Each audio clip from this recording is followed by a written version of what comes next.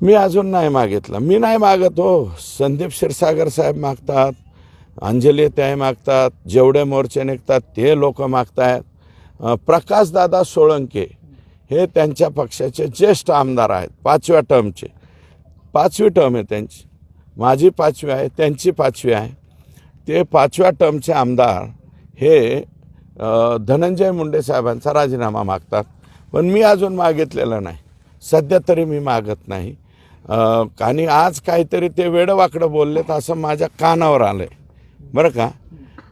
बघून घेतो वगैरे वगैरे. ते असंही म्हणाले की आम्ही आतापर्यंत एवढंच बोललेत ना. एक पत्रकार मागून घेतो अजून हे आमच्यात भांडण नका लावला का एवढं. बरं, माझं म्हणणं आहे ते जे बोललेले आहेत आणि शासकीय कार्यक्रमात उद्या त्यांचंही नाव आहे. जर उद्या ते बी या माझ्या कार्यक्रमाला आले तर मी त्यांचंही स्वागत करेल इथं, कारण प्रोटोकॉलनुसार ते राज्याचे मंत्री आहेत. आणि परवाच्याला मात्र त्यांच्या ह्या घोटाळे घाटाळे अमकं टमकं याच्यावरती मी परवा 6 तारखेला बोलेल. पण 6 तारखेला कार्यक्रमाच्या पळापळीमुळे दमलो आणि झोपलो समजा, सकाळी नाही उठलो लवकर. तर मग 7 तारखेला बोलू. सत्ते पे सत्ता एक चित्रपट होता ना, सत्ते पे सत्ता.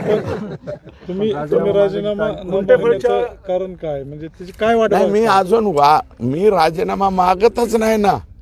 मी फक्त वर्णन करतोय, त्याची माहिती देतोय. इतक्या लवकर कशाला राजीनामा मागायचा? चलू द्या ना त्यांचा राजीनामा.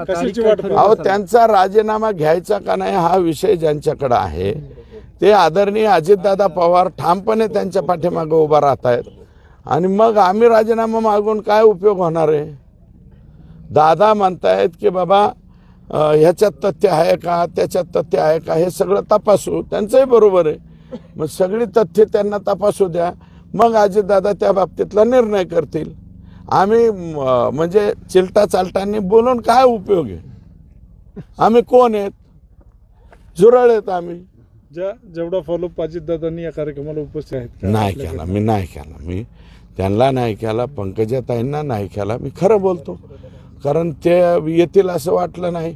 किंवा ते मी त्या दिवशी म्हणजे कलेक्टर ऑफिसला त्या होत्या, आमची भेट झाली नाही, त्या बोलल्या नाही, मग आम्ही बोललो नाही. मिटलं आणि फिटलं.